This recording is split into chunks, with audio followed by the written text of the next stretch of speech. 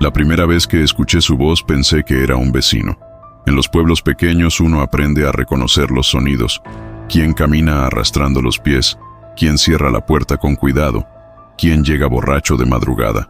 Por eso no me sobresalté cuando escuché que alguien decía mi nombre desde afuera de la casa, con un tono tranquilo, casi familiar. Lo raro no fue la voz, lo raro fue la hora. Eran más de las 2 de la mañana y en ese pueblo nadie llama a nadie a esa hora sin motivo. Me asomé por la ventana sin encender la luz. La calle estaba vacía. El foco del poste parpadeaba como siempre, iluminando apenas la tierra del camino. No vi a nadie. Aún así, volví a escuchar mi nombre. Esta vez un poco más cerca, como si quien hablaba se hubiera movido sin hacer ruido.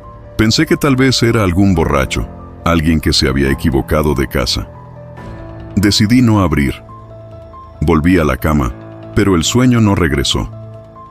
Sentía esa incomodidad en el pecho que no se va, como cuando sabes que olvidaste algo importante pero no recuerdas qué. Pasaron unos minutos en silencio total hasta que escuché pasos alrededor de la casa. No pesados, no torpes, pasos suaves, medidos, como si quien caminara conociera perfectamente el terreno. Me levanté otra vez y miré por la rendija de la puerta. Nada.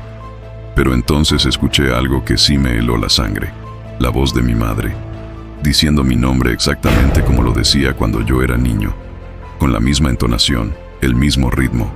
Mi madre llevaba años muerta, y aún así, la voz estaba ahí, clara, afuera, pidiéndome que abriera. No grité, no corrí. Me quedé completamente quieto, conteniendo la respiración. La voz repitió la frase, idéntica, sin variar una sola palabra. No sonaba triste, no sonaba desesperada, sonaba correcta, demasiado correcta. Sentí como el miedo me recorría lento, no como un golpe, sino como algo que se instala. Las historias del pueblo volvieron a mi cabeza de inmediato, no como cuentos, sino como advertencias que uno guarda sin darse cuenta. Decían que no todos los nahuales se aparecían en el monte, que algunos aprendían a vivir entre la gente, que esos eran los peores, porque no necesitaban correr ni transformarse frente a ti. Esos solo hablaban. La voz se alejó después de unos minutos, como si hubiera entendido que no iba a abrir. Los pasos se perdieron entre el silencio y el canto lejano de un gallo confundido por la hora. No dormí el resto de la noche. Me quedé sentado, con un cuchillo en la mano, esperando algo que no sabía nombrar. A la mañana siguiente el pueblo seguía igual. El mismo polvo, las mismas casas, la misma gente saludando como siempre. Intenté convencerme de que todo había sido un sueño, hasta que la vecina de enfrente me preguntó si había ido a buscarla en la madrugada. Dijo que escuchó mi voz llamándola desde la calle, pidiéndole ayuda. Juró que era yo. Le dije que no había salido de mi casa. Me miró raro, pero no insistió. En los pueblos pequeños uno aprende a no hacer demasiadas preguntas. Aún así, noté que otras personas nos observaban, no con curiosidad, con algo más cercano al recelo. Ese mismo día, comenzaron los rumores, que a los perros del rancho de Don Julián los encontraron muertos, sin mordidas visibles, que alguien había caminado por los techos durante la noche, que una sombra se había parado frente a la iglesia cuando no había luna. Nadie decía la palabra en voz alta, pero todos pensábamos lo mismo. Esa noche cerré bien la casa, trancas, ventanas, todo. Me senté a escuchar. El silencio del pueblo no es un silencio limpio, siempre hay algo. Pero esa noche estaba distinto, demasiado ordenado, demasiado quieto. Fue entonces cuando escuché risas en la calle, voces de niños jugando. Eso fue lo que más miedo me dio, porque no había niños jugando a esa hora. Abrí la cortina apenas un poco y vi 3 siluetas pequeñas paradas bajo el poste de luz. No se movían, no corrían, solo se quedaban ahí, mirando hacia mi casa. Cuando una de ellas habló, lo hizo con la voz de mi sobrino, el que vivía en otro estado. «Tío», dijo, «sal». Sentí que las piernas me fallaban. Retrocedí despacio, sin hacer ruido. Las risas cesaron de golpe. Escuché como algo se arrastraba por la pared de la casa, despacio, como probando. Las uñas, o lo que fueran, raspaban la cal. No dormí. Nadie durmió esa noche, aunque nadie lo admitió. A la mañana siguiente encontraron huellas alrededor de varias casas. No eran de animal, tampoco de persona. Eran marcas irregulares, como si algo hubiera caminado probando distintas formas de hacerlo. El primer desaparecido fue un hombre que salió a buscar a su esposa cuando escuchó su voz llamándolo desde el camino viejo. Lo encontraron 3 días después, sentado bajo un mezquite, con los ojos abiertos y la boca torcida en una sonrisa que no era suya. No tenía heridas visibles, solo estaba vacío. Ahí fue cuando los viejos empezaron a hablar. Dijeron que ese no era el nahual del desierto, que ese ya se conocía, que este era otro, uno que había aprendido a copiar, a esperar, a mezclarse, uno que no cazaba por hambre, sino por costumbre. Dijeron que cuando el nahual aprende tu voz ya no te pertenece, que cuando dice tu nombre como lo dices tú, algo se suelta, que el error no es escucharlo, el error es responder. Esa noche volvió a llamarme, no desde afuera, desde dentro de la casa, desde el cuarto donde yo estaba parado, y supe, sin ninguna duda, que ya me había elegido. No quise salir de la casa ese día, pero en un pueblo pequeño no desaparecer de golpe es tan sospechoso como gritar que algo anda mal. Así que hice lo que todos esperaban. Abrí la puerta, barrí el frente y saludé a quien pasó. Fingí normalidad con una precisión que me agotó más que el miedo. Cada saludo se sentía como una prueba. Cada voz que escuchaba me obligaba a detenerme un segundo más de lo necesario para confirmar que no estaba escuchando la mía. El problema no era solo que imitara voces, era que las decía con intención. No repetía frases al azar. Decía lo que sabía que haría daño. Eso fue lo que entendí cuando, cerca del mediodía, escuché a mi padre llamarme desde la esquina del camino viejo. Mi padre seguía vivo, pero llevaba meses en cama, sin poder caminar. Aún así, la voz sonaba fuerte, clara, impaciente. Exactamente como cuando se enojaba conmigo de joven. No fui el único que lo escuchó. 2 vecinos voltearon al mismo tiempo. Uno incluso respondió. Dijo el nombre de mi padre en voz alta. En cuanto lo hizo, la voz se apagó. El silencio que quedó fue tan incómodo que nadie dijo nada más. Cada quien siguió con lo suyo, pero supe que algo había cambiado. Ya no era solo cosa mía. Esa tarde empezaron a reunirse los hombres más viejos del pueblo frente a la tienda. No hablaban fuerte, no señalaban, solo se quedaban ahí, fumando, mirando hacia los cerros. Yo me acerqué sin decir nada. Nadie me preguntó por qué. Uno de ellos, don Mateo, fue el primero en hablar de forma directa.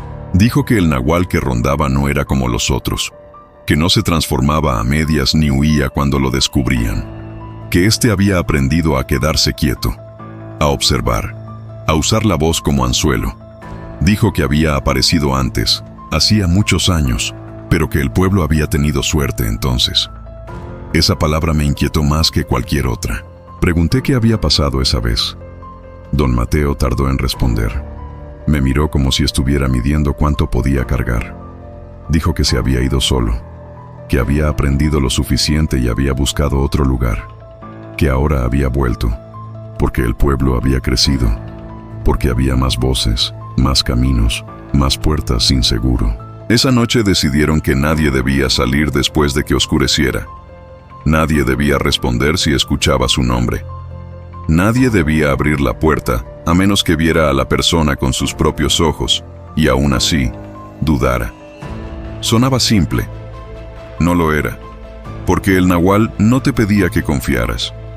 Te pedía que reconocieras. Regresé a casa antes de que cayera el sol. Cerré todo otra vez. Me senté con la espalda contra la pared, tratando de escuchar sin delatarme. El silencio volvió a ordenarse, demasiado perfecto. Y entonces, justo cuando el cielo terminó de oscurecer, escuché la voz de mi padre dentro de la casa. No vino de la puerta, no vino de la ventana, vino del pasillo que llevaba a su cuarto vacío. Dijo mi nombre con un cansancio que me partió en dos. Me pidió ayuda. Me pidió agua. Sentí las lágrimas subir sin permiso. Me mordí la mano para no responder.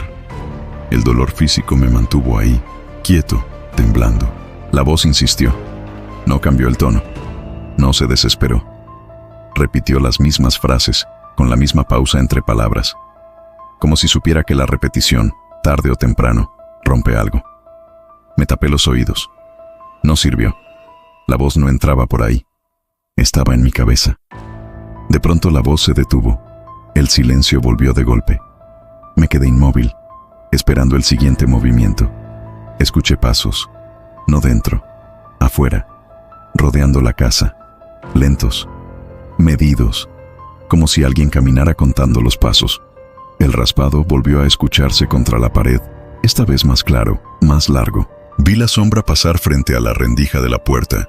No tenía forma definida, no era alta ni baja, era algo que no terminaba de decidir qué ser. Sentí náuseas, cerré los ojos con fuerza, esperando que pasara de largo, y pasó. El silencio regresó. A la mañana siguiente encontraron la puerta de la casa de don Julián abierta. Él vivía solo. No había señales de forcejeo. La cama estaba hecha, el café servido.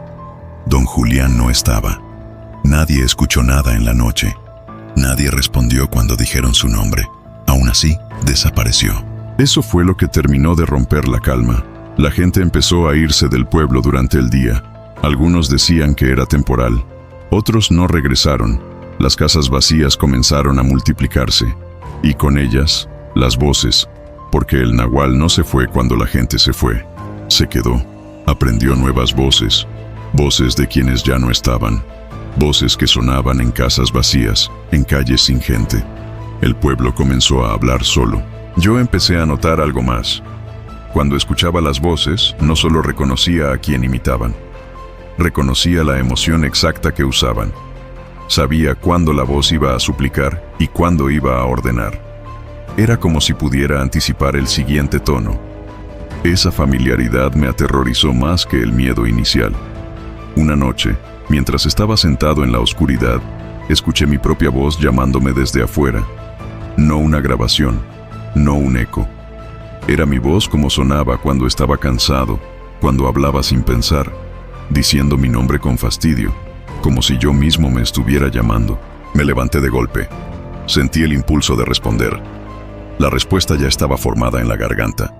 Me llevé la mano al cuello para detenerla. El sonido de mi propia respiración se mezcló con la voz de afuera. Fue entonces cuando entendí algo que no había querido aceptar.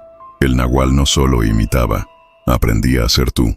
Corrí hacia la habitación del fondo y cerré la puerta. Me senté en el suelo, abrazándome las piernas, repitiendo mentalmente palabras al azar para no escuchar. La voz insistió unos minutos más y luego se fue, pero dejó algo atrás. Una sensación de hueco, como si hubiera probado algo y lo hubiera guardado para después. Al día siguiente, don Mateo vino a verme.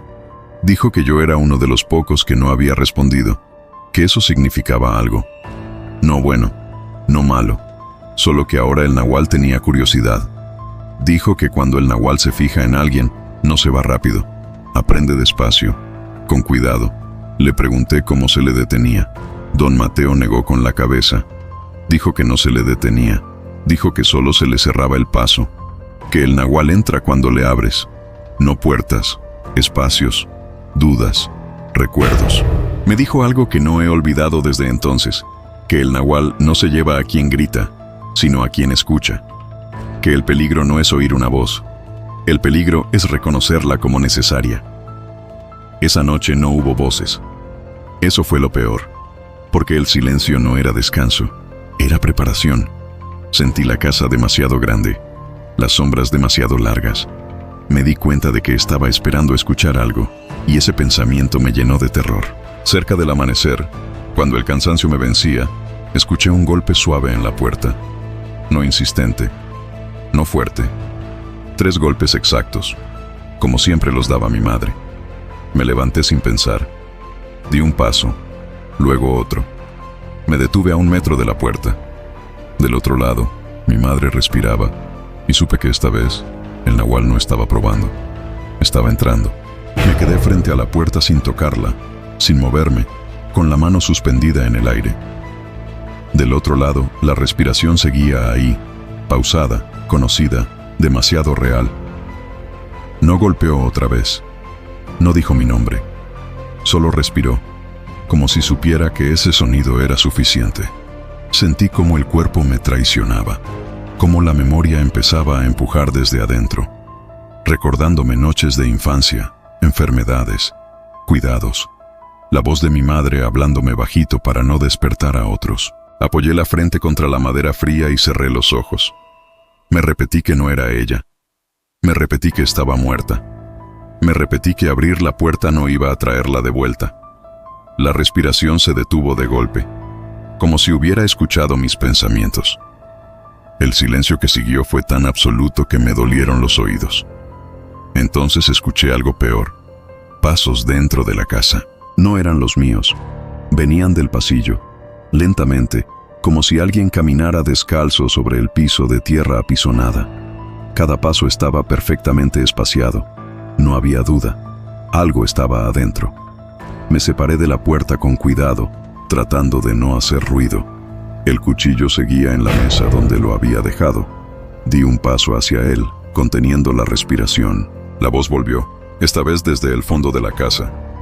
Ya no era la de mi madre, era la mía, diciendo mi nombre con impaciencia, como cuando me hablaba a mí mismo sin darme cuenta.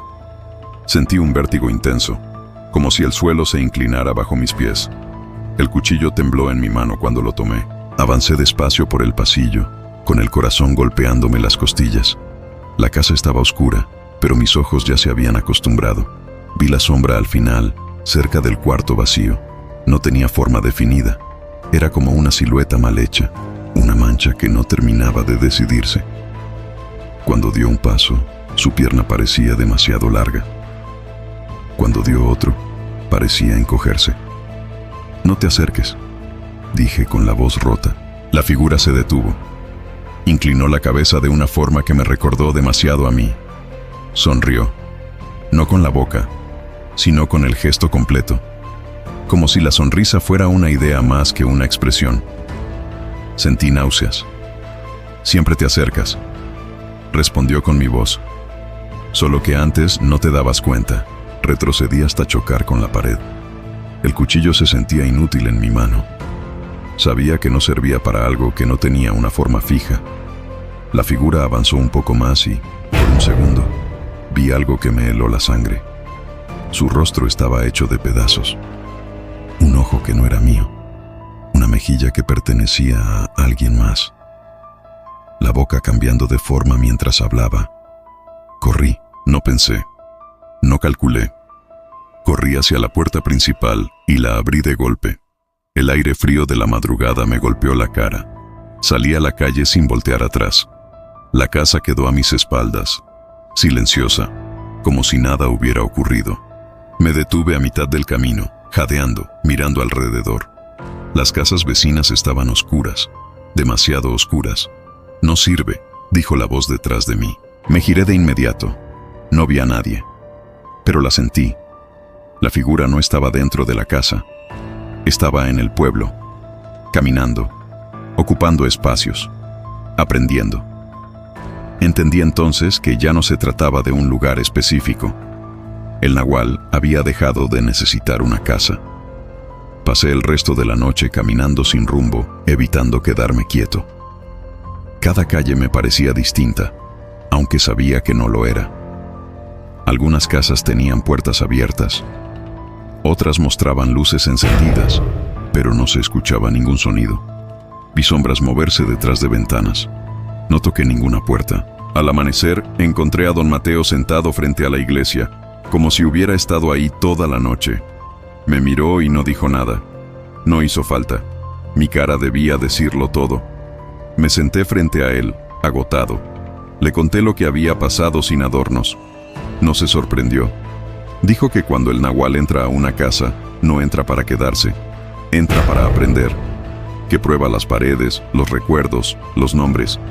Que una vez que sabe cómo se vive en un lugar, ya no necesita estar ahí. Me dijo que ahora el pueblo entero era su casa. Le pregunté qué pasaba con quienes lo veían. Don Mateo respondió que algunos se iban, otros se quedaban, y otros empezaban a parecerse demasiado a lo que escuchaban. Dijo que el nahual no se lleva a todos. Algunos los deja para que hagan el trabajo sin saberlo. Ese día encontraron a la vecina de enfrente sentada en su cocina, hablando sola. Respondía preguntas que nadie le hacía. Cuando intentaron sacarla, se resistió con una fuerza que no le conocían. Repetía frases que no eran suyas, con voces distintas, superpuestas. Murió esa misma noche. El pueblo comenzó a vaciarse de verdad, no de golpe, despacio.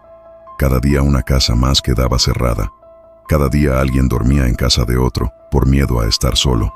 Pero el nahual no necesitaba soledad, necesitaba hábito, rutina, lugares donde pudiera esperar. Yo dejé mi casa, dormía donde me dejaban. No quería volver, no quería que reconociera mis pasos, pero eso tampoco sirvió. Una noche escuché mi voz desde la calle, llamando al nombre de un hombre que no era yo. Supe entonces que el nahual ya no me imitaba solo a mí. Me había aprendido lo suficiente como para usarme. Sentí una culpa pesada, como si cada palabra que había dicho en mi vida hubiera sido material para algo más. Empecé a hablar menos, a pensar antes de pensar, a no decir nombres, a no llamar a nadie en voz alta. El silencio se volvió una defensa. Don Mateo me dijo que el nahual estaba preparando algo, que cuando deja de imitar para empezar a ocupar, es porque busca quedarse, no en una casa, en un lugar, en una comunidad, que si nadie se iba, el pueblo terminaría siendo suyo. Esa noche, el nahual habló desde la iglesia. No gritó, no llamó, solo habló, con muchas voces al mismo tiempo, mezcladas, conocidas. La gente salió a la calle sin darse cuenta. Algunos lloraban, otros caminaban con calma. Yo me quedé escondido, temblando, escuchando cómo el pueblo entero respondía. Las campanas sonaron solas. Don Mateo me tomó del brazo y me dijo que aún había una forma de cerrarle el paso, no de destruirlo, de obligarlo a irse. Pero el precio no era pequeño, nunca lo es. Me dijo que alguien tenía que quedarse consciente, alguien que lo reconociera y no respondiera, alguien que cargara con eso. Me miró fijamente y entendí que no había corrido toda la noche para escapar. Había corrido para llegar a ese momento. No pregunté cuál era el precio. Cuando don Mateo dijo que alguien tenía que quedarse consciente, supe que cualquier detalle solo serviría para retrasar lo inevitable. En ese momento entendí algo que antes no había querido aceptar. El nahual no había llegado al pueblo por accidente. Había llegado porque alguien como yo existía. Alguien que escuchaba. Alguien que reconocía las voces. Alguien que podía resistirse. Por ahora, nos refugiamos en la casa más vieja del pueblo. Una construcción de adobe abandonada desde hacía años. Don Mateo dijo que ahí la tierra todavía recordaba su forma original, que las paredes no habían aprendido a repetir sonidos ajenos. No había puertas completas, solo tablones cruzados. No había ventanas, solo huecos irregulares. El lugar olía a polvo viejo y a humedad estancada. La noche cayó rápido. El pueblo estaba extrañamente iluminado, como si cada casa hubiera dejado una luz encendida para no quedarse sola. Desde donde estábamos, escuchábamos murmullos lejanos, conversaciones que no tenían ritmo humano. A veces reconocía frases completas, a veces solo tonos.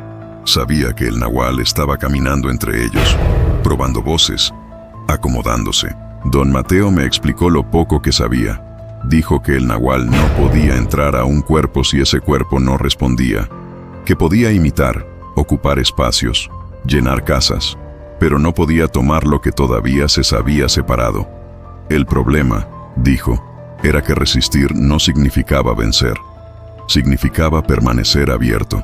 Me senté contra la pared, con la espalda recta, los ojos abiertos. No debía dormir, no debía cerrar los ojos por mucho tiempo. Don Mateo me advirtió que el nahual usaba el cansancio como usaba la voz, despacio, sin prisa. Sabía que nadie puede mantenerse alerta para siempre. La primera voz llegó cerca de la medianoche. No vino de afuera, vino del aire mismo.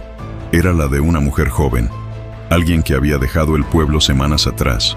Lloraba, pedía ayuda, pedía que la dejaran volver. Sentí el impulso de responder, de decirle que todo estaría bien. Apreté los dientes, no dije nada. La voz cambió. Ahora era la de un niño, luego la de un anciano, luego varias al mismo tiempo. El sonido se arrastraba por las paredes, se metía por los huecos, vibraba en el suelo. Me concentré en mi respiración. Inhalar, exhalar, no responder, no nombrar. Sentí el tiempo romperse. No sé cuánto pasó. Minutos, horas, días tal vez. El cansancio se volvió físico, pesado. Mis párpados ardían, mi cabeza zumbaba. A veces creía escuchar a don Mateo hablando conmigo, pero cuando volteaba, él seguía en silencio, con los ojos cerrados, respirando lento. Entonces escuché mi voz otra vez, no llamándome, hablando con normalidad, diciendo cosas que yo diría sin pensar, opiniones, recuerdos, frases sueltas de conversaciones pasadas. Fue ahí cuando entendí el verdadero peligro. El nahual no buscaba que yo respondiera con palabras. Buscaba que yo me reconociera en lo que escuchaba. Sentí como algo dentro de mí quería asentir, no hablar, solo aceptar. Ese gesto interno fue más aterrador que cualquier grito. Me mordí la lengua hasta sentir el sabor metálico de la sangre. El dolor me mantuvo anclado. Las paredes comenzaron a crujir. No como si se fueran a caer, sino como si algo caminara dentro de ellas. Sentí vibraciones bajo el suelo, como pasos que no tocaban la superficie. El aire se volvió denso, cargado de respiraciones superpuestas. Don Mateo abrió los ojos de pronto. Me miró con una seriedad absoluta. «Ya sabe quién eres», dijo en voz baja. Asentí sin responder.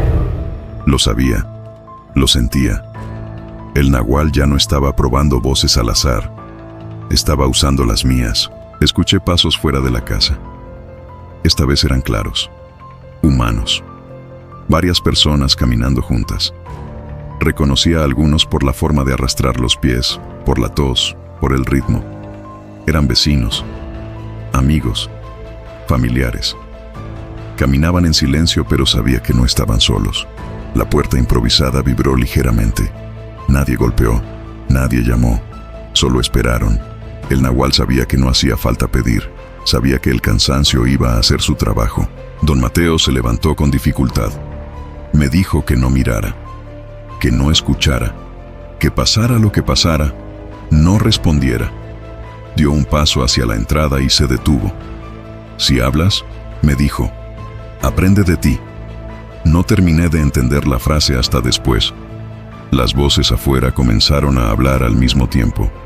No gritaban, conversaban, como si estuvieran en una reunión tranquila. Cada una decía algo distinto. Todas usaban nombres que yo conocía.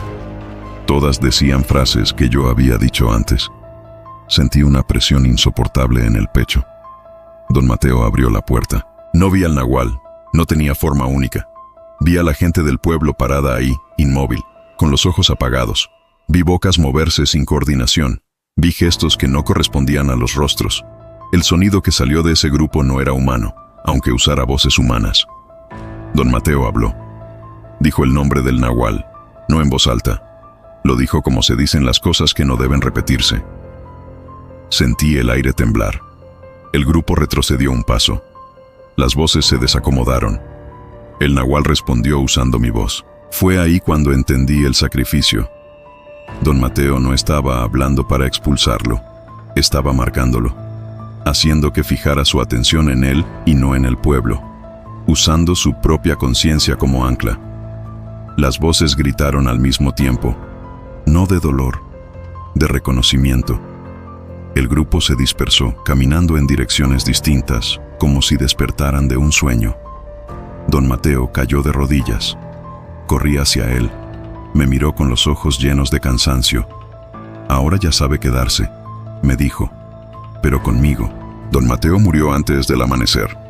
No herido, no enfermo. Simplemente vacío. Como si algo se hubiera llevado todo lo que lo sostenía. El pueblo amaneció en silencio. Un silencio distinto. No ordenado. Natural. Con el paso de los días, la gente regresó poco a poco. Algunos no volvieron jamás. Otros nunca hablaron de lo ocurrido. Yo me quedé un tiempo más. Sentía la ausencia del nahual como una presión lejana, no desaparecida, solo contenida. Antes de irme, Pasé frente a la casa de don Mateo. Sentí algo quieto ahí, observando, sin moverse. No entré, no dije nada. Entendí que el nahual no había sido destruido, solo había sido enseñado a quedarse en un solo lugar. Me fui del pueblo al amanecer, sin despedirme. Desde entonces, evito lugares pequeños. Evito llamar a alguien por su nombre en la noche. Evito responder cuando escucho voces donde no debería haberlas. Porque ahora sé esto. No todos los nahuales viven en el monte. Algunos aprenden a hablar como tú. Algunos aprenden a esperarte. Y si alguna vez escuchas tu nombre dicho exactamente como tú lo dices, no respondas. Si esta historia te incomodó, no la olvides. Compártela con alguien que viva en un pueblo pequeño, porque el silencio también aprende. Suscríbete y activa las notificaciones. Aquí no contamos historias para asustar, contamos advertencias que alguien sobrevivió para decir en voz alta. Y recuerda, si una voz te llama desde donde no debería haber nadie, el peligro no es escucharla. El peligro es creer que te está hablando a ti.